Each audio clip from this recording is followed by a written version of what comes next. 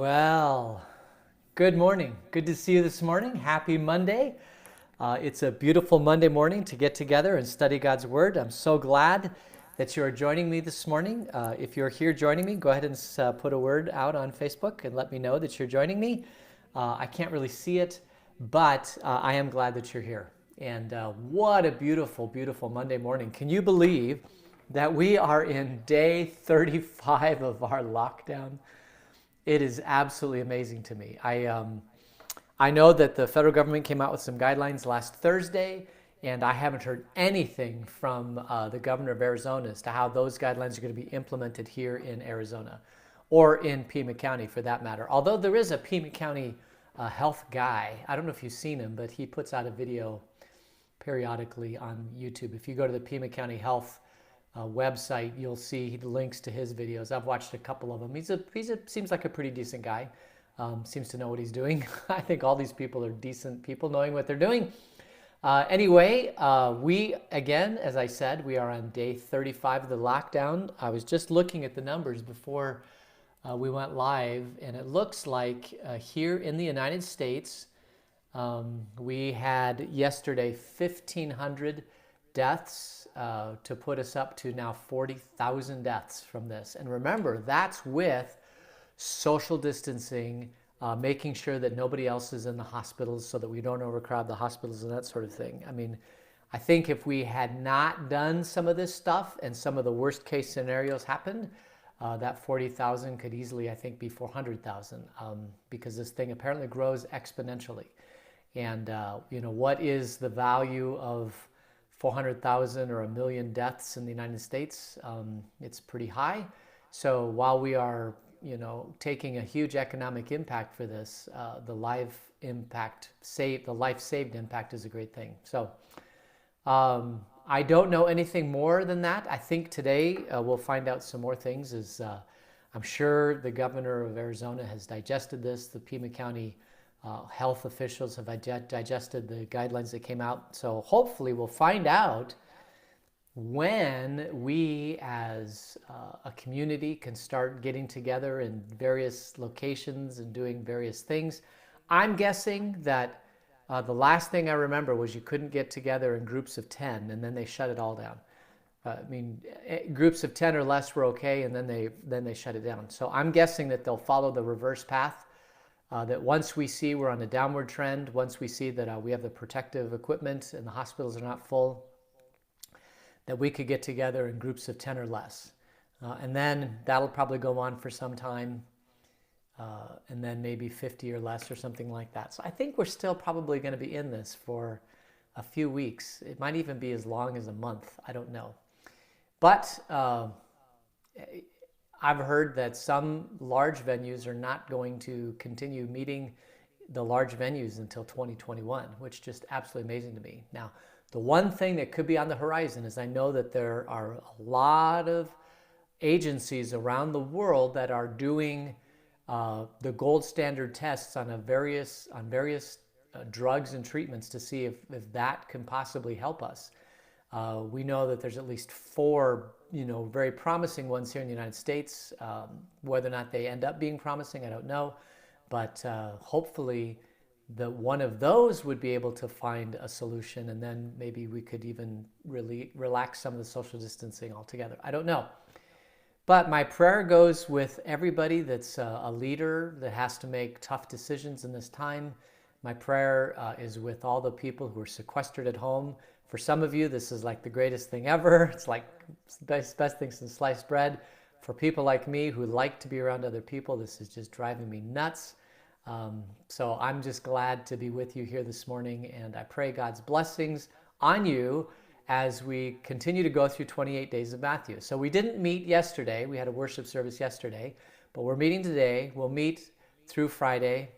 I've been debating about whether or not we need to meet on Saturday or not. And it's not that I don't want to do it. I just don't want to, overwhelm you with, too many things.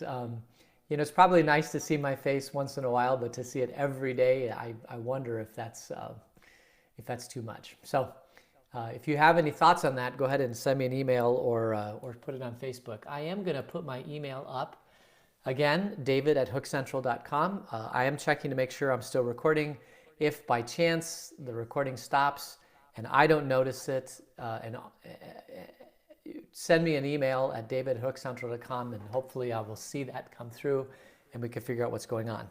But I think, so last week, I think it was last Monday, this system didn't work. And I think it's because my internet connection, for whatever reason, was really bad that day.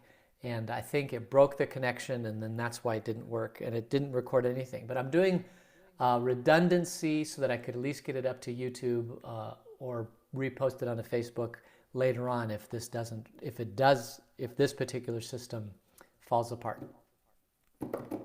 Okay, so that is where we are this morning. It's good to see you. We're going to continue on in Matthew. We're today on Matthew 14. Now, Matthew 14, we've been going like gangbusters. There are so many accounts and little snippets of things that have happened before in the Sermon on the Mount, the sending out of the 12, some of the miracles and that sort of thing. But today we only have 3 stories. So we should be able to get this pretty well.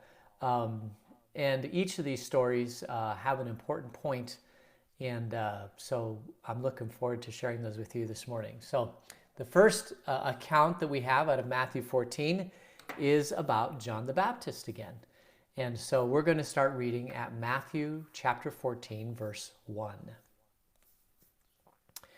At that time, Herod the Tetrarch heard the reports about Jesus, and he said to his attendants, "This is John the Baptist. He has risen from the dead. That is why miraculous powers are at work in him." Now Herod had arrested John and bound him and put him in prison because of Herodias, his brother Philip's wife. For John had been saying to him, "It is not lawful for you to have her." So Herod wanted to kill John, but he was afraid of the people because they considered John a prophet. On Herod's birthday, the daughter of Herodias danced for the guests and pleased Herod so much that he promised with an oath to give her whatever she asked. Prompted by her mother, she said, "Give me here on a platter the head of John the Baptist." The king was distressed, but because of his oaths and his dinner guests, he ordered that her request be granted and had John beheaded in the prison. His head was brought in on a platter and given to the girl, who carried it to her mother. John's disciples came and took his body and buried it, and then they went and told Jesus. So this is the first part of this. In verse 1 and 2, we see that we're talking about Herod the Tetrarch. Now, Herod the Tetrarch is the second ruler after Herod the Great. If you remember, Herod the Great was ruling when Jesus was born. Then he died, and he gave his ruling to one of his sons. It was Herod Archelaus. And then Herod Archelaus stepped down, and then Herod Antipas, or this Herod here, took over ruling where Jesus was. And he was not as great, powerful a ruler as Herod the Great was.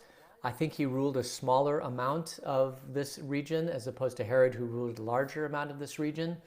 But this whole entire Herod family was still subservient to the Roman Empire. The Roman Empire kind of kept these kings in place as long as they brought in taxes and kept the peace and, just did a few things. Because that's the way the Roman Empire spread. They spread by kind of conquering areas and then turning around and saying, okay, you can do a self-rule, but here are the new rules. I mean, it's kind of like what's going on with this coronavirus, right? The federal government's like, okay, we're going to leave you alone, states, but you got to do these few things. And as long as you do these things, you're in good shape and, you can continue doing this. But I think if a state were to completely ignore the federal government or completely go off in left field and not do things that are necessary, and it impacts the rest of the United States of America, it would not surprise me. I mean, I don't think it's going to happen, but it wouldn't surprise me that the federal government would then step in and say, okay, wait a minute, you're not doing this well. We're going to step in and take over for a while, and then we're going to let you. I mean, we do it a lot more. We do it a lot more peaceably than they did back 2,000 years ago, that's for sure. So that's who Herod was, right? And then we get this account of Herod who's having a party. Now, Herod had a brother, Philip, and he divorced his wife and he married Philip's wife. And John the Baptist, this was against, right, the Jewish law. If you look at the Jewish law, right, you're supposed to have one wife. You're not supposed to have relationships with your brother's wife. I mean, these are the things that don't happen. Now, there were some Old Testament things where if the brother died, then you were supposed to take over the brother's wife to keep the empire of the tribe going. But this is far removed from that. This is now the Jewish time at the period of Jesus, and there were some very strict rules as to how these relationships were to happen. This was completely against what he was supposed to do, he being Herod. He should not have married his brother and his brother's wife. This was just wrong. And so John starts preaching against Herod, saying, don't do this. And what does Herod do? He throws John into prison. Probably John would remain in prison for the rest of his life, but in prison he cannot continue to preach against Herod, right? Then Herod has this party. Herod's wife's daughter is there. She starts dancing. Herod is probably, had too much to drink. He's excited about this dancing. He's just, it's the most wonderful thing ever. Whatever you want in the kingdom, I will give it to you. That kind of one thing. Showboatmanship is basically what it is. I've got all this power. Tell me what it is that you want and I will do it for you. Stupid thing to say. Stupid thing to say. Because now what's he going to do? I mean, if she says, I want $1 million of gold or something like that, he's got all these people around. What he's going to do? That's not what she asked for.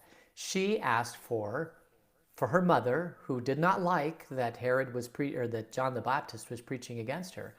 She said, I want Herod's head on a platter. So Herod, he already boasted that he was going to do this, whatever she wanted.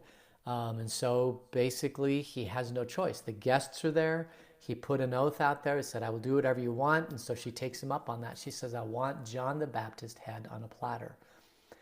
Now, he was fearful about doing this because he didn't know what would happen because Herod, was still subservient to Rome, but he also was trying to keep the peace with the people. And if he were to destroy or kill John the Baptist, that could cause an uprising in some circles. And then he'd have to quench the uprising and he'd have to exert more power and force. And, anytime one of these uprising happens, there's always a risk that you could lose, a lot of people or lose respect, lose your vassal state from Rome. I mean, you just don't want to do that.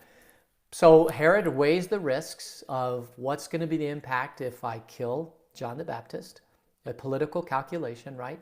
Versus what if I leave him in prison and, lose face with all my guests and particularly with this young lady who's dancing in front of him. So he weighs the risks and he decides he's going to kill John the Baptist. And so he has the guards go kill John the Baptist and bring his head out on a platter.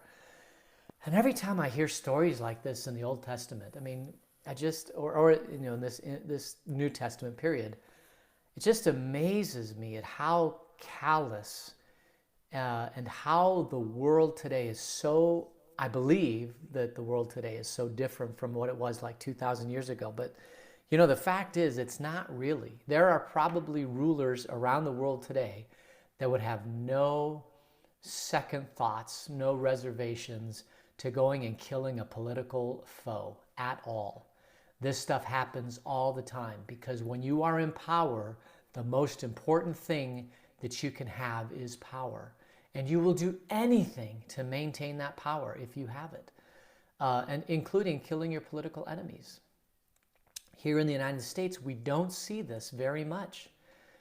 But my friends, it happens very, very frequently across the world. As a matter of fact, the fact that we live in the United States at a peaceful time, that we have this pandemic, and we don't have rioting in the streets, we don't have killing in the streets, we have people that are kind of cautious but still following federal guidelines and state guidelines, and they're not killing each other.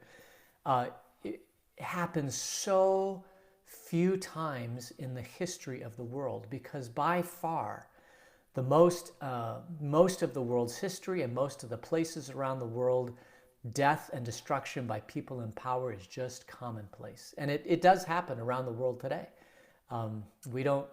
we kind of turn the other eye and we turn a blind eye to it, but it actually does happen. You know, the Tutsis and the tribes that killed each other in Africa. I'm drawing a blank as to who they were, but what did they kill? Like 1 million or 10 million people? I mean, one tribe killed another tribe. Um, it it happens. It happens, and it happens with a lot of frequency. I mean, this whole idea about political power. This is what Jesus came to stop, right? He's like, my kingdom is of another world. I'm not going to fall into the trap of power in this world because power corrupts. It is amazing to me that that people in power will use it so much to remain in power. And even here in the United States, I see this a lot. That people, there's who has the power today, right? The rich, the powerful, the socially connected, the people today would be on the internet, but it might be Hollywood, but it's people who are just, they have so much power. Some of them have power that they don't use very well, but people who are in power, they love their power. They adore their power. They will do anything to remain in power. They will do anything to remain on the popular list of all the gossip columns and stuff like that. People in power love power, and they will do anything to remain in power. There's a guy who studied this. His name was Pareto, right? And what he found out was that he was studying power structures around the world. Like, what is a good system of power that kind of maintains the peace? So this is what we've found throughout the world, the history of the world, okay? Is that power attracts money, and wealth and power attract money and wealth and power. I mean, that's how a king comes to be a king, right? He starts to attract power and money and wealth, and then he attracts more and more and more, and pretty soon he's the most powerful person, and now he's the king. I mean, it's the same thing with the Queen of England today, right? I mean, has anybody ever told you how much the royal family in England actually owns? I mean, they own, they're a dynasty, right? And a long-lived dynasty, the Tudor dynasty. And so everything in downtown London, all of the what they're now museums, but St. Paul's Cathedral, museums and houses and all of these things are owned by the royal family.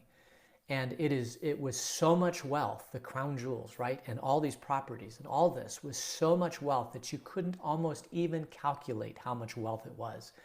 I think people have tried to look and see how much wealth, but I mean, how do you put a price on things that are priceless, right? I mean, I think they've done some studies and they've said, this is the Tudor dynasty, Queen Elizabeth, I mean, is a lot of money because money attracts money, right? And at some point, the people in England decided, hey, we don't want all this wealth anymore. I mean, we don't want it concentrated in the king and queen. So they started taxing it, right, as a people. And so Queen Elizabeth had to make a deal with the Parliament to say, okay, here's the deal. I will turn over all these properties back to England, so they'll be public properties to get rid of the tax, right? But you guys have to maintain it in perpetuity. And you have to give us, the royal family, a stipend or a salary so that we can keep the appearances of the royal family for the stability of England. And so that's the way it's been for a number of years, right? And it's a deal with the devil because, at some point that arrangement may not be fiscally possible anymore. It depends on how many people in the royal family and how much money that costs to maintain all these properties. And it could be such a burden that the Parliament say, we're done with this deal. We don't want to do this anymore. You get one property, Buckingham Palace. And the reason why I say this is because, so this guy Pareto, he looked at all these different ways of looking at the way that power consolidates. And what happens is that power attracts wealth and power, and pretty soon it becomes so powerful that you end up with people like Herod that basically live like a king off of the resources of all the people in the kingdom. He overtaxes them, and then pretty soon you have the people in the kingdom. They're going to have a revolution. They're going to have an uprising. They don't like the fact that they work and work and work, and all the wealth ends up in the hands of very, very few people. And so you get a revolution. And this happens over and over and over again in history. You have a revolution, kind of it cleans the field, right? And then, some people are smart and they begin to get power, and the power builds up in the small and the few over time, and then you get another revolution. This guy Pareto, he's like, well, what is the best form that stops this? What is the best form of government? Is it a king? Is it a benevolent monarchy? Is it an oligarchy where you have a family or a small group of people? Is it communism? Is it socialism? Is it democratic republic, or all this? And what he found out is that over time, almost every form of government will, at some point, all the wealth will be at the top, and it's prime for revolution. Now, we've never seen in the United States a revolution because we have three branches of government, and the three branches of government fight each other. I mean, not necessarily the judicial. They're like a kind of supposed to be a neutral third branch, right? But you have the legislative and the Senate and the judicial. But what we see in the United States today is that these political parties fight each other tooth and nail for power, for just one branch of government. And we look at how much the Republicans right now, the Democrats fight each other. We don't like it and we hate it, and we get upset with it. But here's the alternative. The alternative is revolution. Or the alternative is a powerful monarch who just willy-nilly goes and kills people who are the political dissidents. So you may think it's horrible to have the infighting that we have now today in the United States, but it is better than any other alternative, because any other alternative is raw power. And usually a military power where these people can do whatever they want. And there are places around the world where this power is flexed, okay? So I'm grateful for the United States. I'm grateful that we do have our political discussions and arguments and that sort of thing, because it's not pretty, it's sausage making, but it's better than any other form of government around the world. And I'm grateful that we have what we have, because around the world there are a lot of people in power that will kill just because they want to remain in power. The great thing is that the kingdom of God, what Jesus came for, his kingdom is not of this earth. His kingdom has more power than any earthly power, and his kingdom will never end, and you and I are part of that kingdom. And truly, honestly, the form of government that Jesus set up, which is love your neighbor as yourself, and don't hold on to power, don't hold power, love other people, it actually could work as if everybody followed it, if everybody voluntarily loved their neighbor, if everybody was a follower of Jesus and in the kingdom and loved their neighbor, that would be about as close to a perfect government as you could possibly have in this world. But we are sinful human beings, and that will never happen. But we could try. We could try. All right, so that is a long discourse. I apologize for that. But we got to get on to the next one, which is beginning verse 13. Matthew chapter 14, verse 13. Then Jesus heard about the beheading of John the Baptist. When he heard what had happened, he withdrew by boat privately to a solitary place. Of course, to a solitary place, right? This is his cousin. I mean, if you'll remember at the very beginning of Matthew, right, John the Baptist leapt in his mother's womb when Mary came to see Elizabeth, and they were cousins. They were very, very, very close family. And Jesus did not rescue John the Baptist out of prison when John the Baptist sent his disciples to say, hey, are you going to rescue me? And Jesus said, no, I'm not going to rescue you. I've got other things to do in the kingdom. And then he hears that Herod killed his cousin. And so he withdrew by boat to a private, solitary place. But the crowds don't let him alone. Hearing of this, the crowds followed him on foot from the towns, and when Jesus landed and saw the large crowd, he had compassion on them, and he healed the sick. And then as evening approached, the disciples came to him and said, "This is a remote place, and it's already getting late. Send the crowds away so they can go to the villages and buy food for themselves."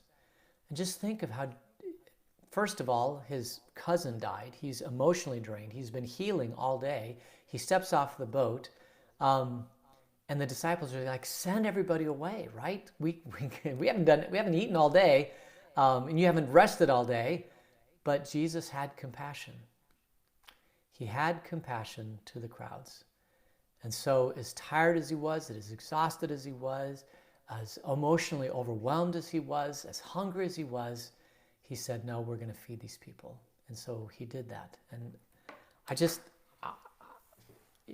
this is a good story for me, because there have been times in my life, not only as a pastor, but, as a person in the, doing, volunteering for the church or volunteering for my community. There are times when it just seems so overwhelming that I just don't have another ounce of energy left in me. And I'm sure you have been the same way, right? Where you just don't have an ounce of energy left in you. And when I hear the story of this, particularly this one with Jesus, where he's like so overwhelmed, and yet he has compassion. He sees the hurting needs of the people, and he still goes one step further. I mean, it helps, fill me when I just don't feel like I have another step further. But what does he do, right? He pauses, and he says, "No, we're going to do this." And the disciples are like, "Yeah, there's not a McDonald's open within 100 miles of here. How are we going to do this?"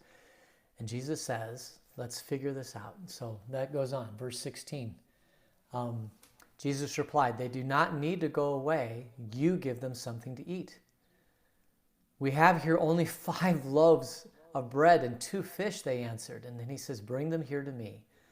And he directed the people to sit down on the grass. And then taking the 5 loaves and the 2 fish and looking up to heaven, he gave thanks and he broke the loaves. And then he gave it to the disciples, and the disciples gave it to the people. And they all ate, and they were all satisfied. And the disciples picked up 12 basketfuls of broken pieces that were left over. The number of those who ate was about 5,000 men, besides women and children. I mean, this is just an amazing miracle, right?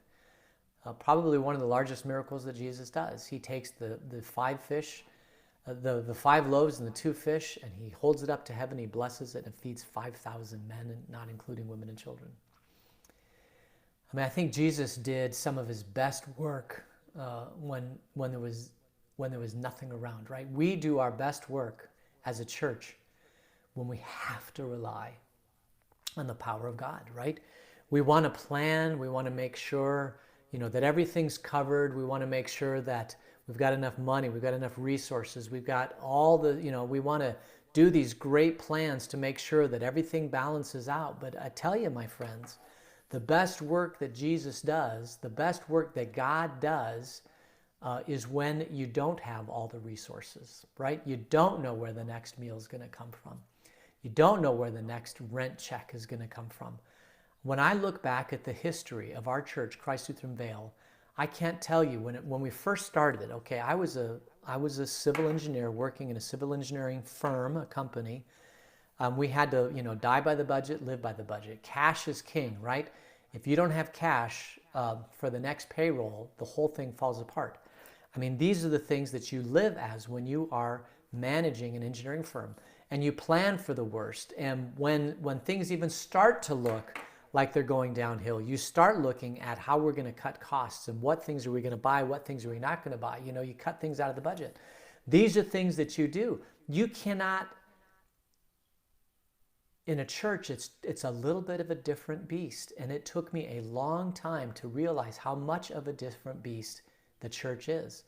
Because a church is an organization where Jesus is king. The church is the organization where Jesus provides resources, and it's our job as a congregation to take those resources and use them to the best that we can to further the kingdom of God. And if it's few resources or if it's a lot of resources, we're just trying to maximize what those resources are. And some of the best work that we've done as a church, Christ Lutheran Vale Church, the mission of the church of Christ, is when we've taken bold steps of faith and to say, Lord, we don't know how this is going to happen.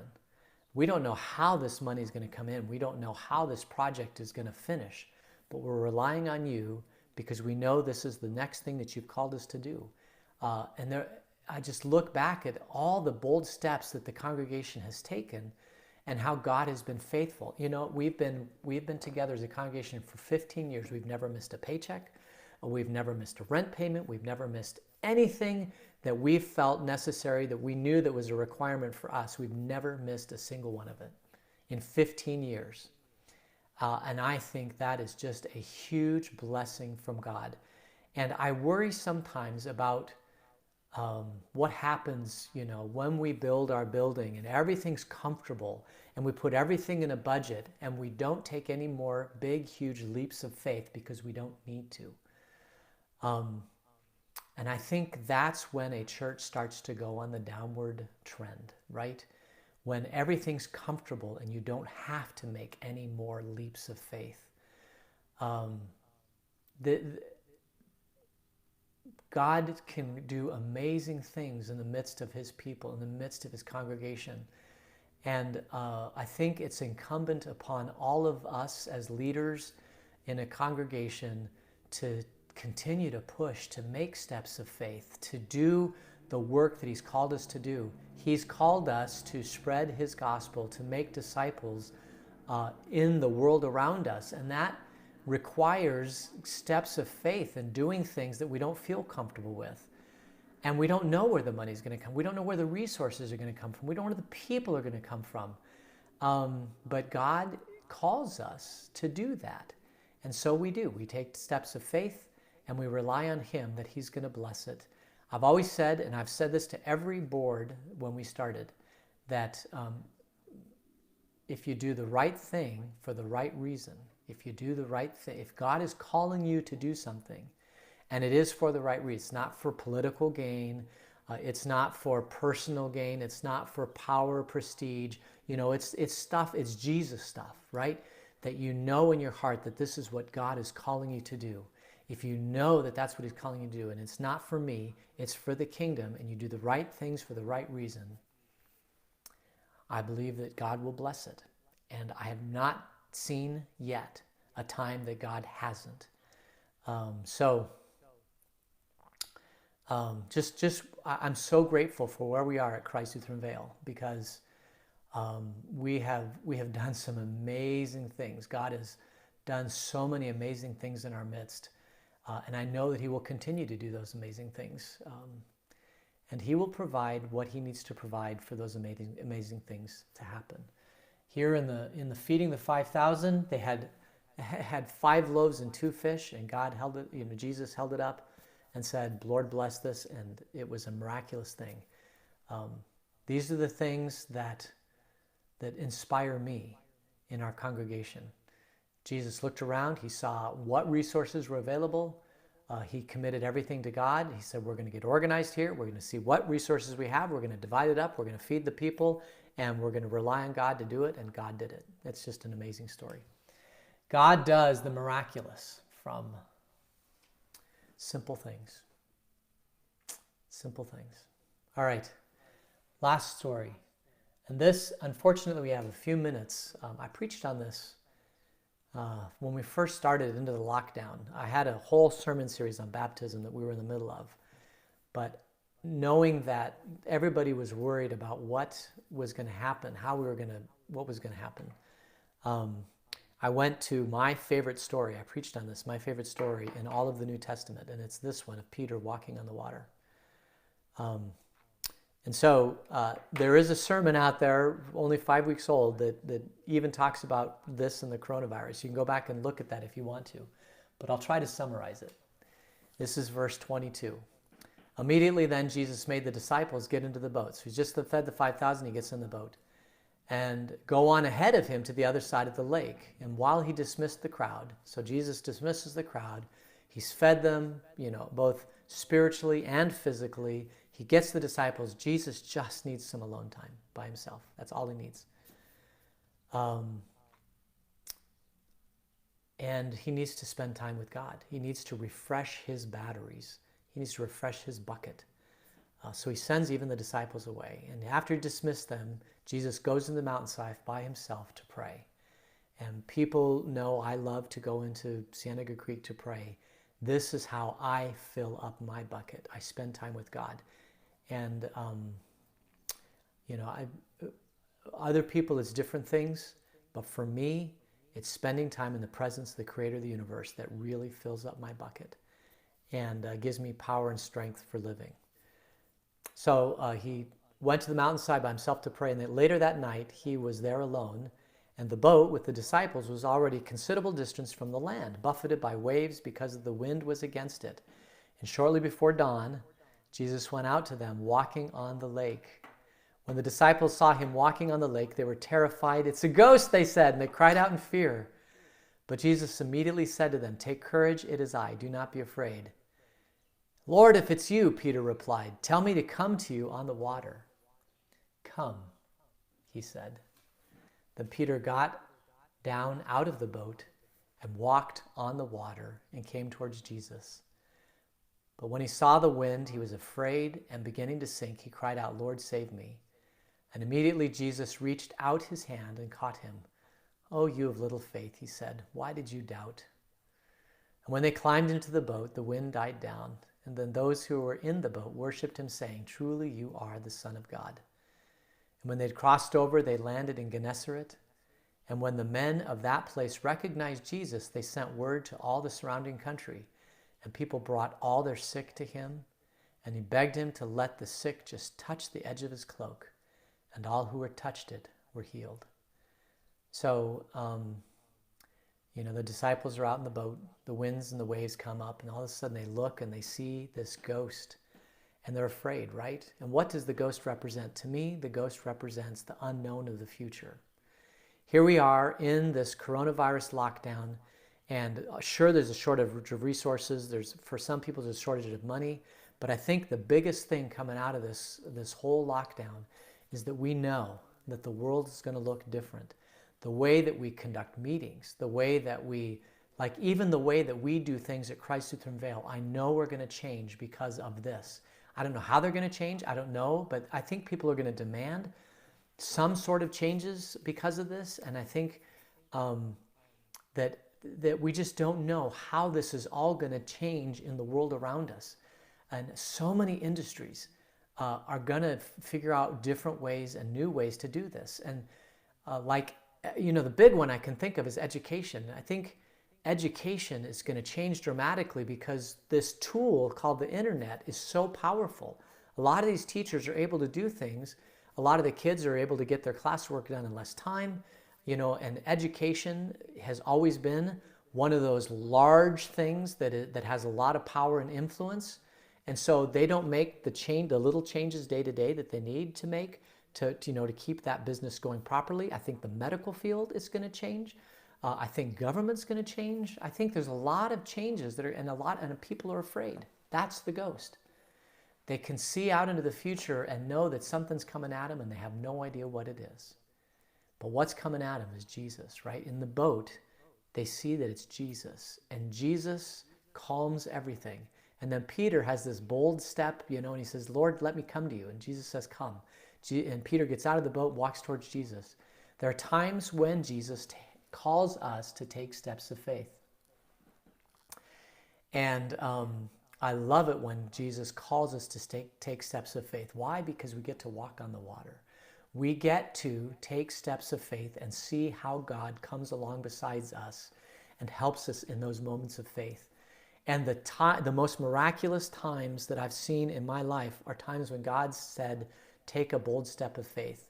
And I've seen how God has blessed that bold step of faith. And I've seen the power of God through those times where we've taken bold steps of faith. And then what does Peter do?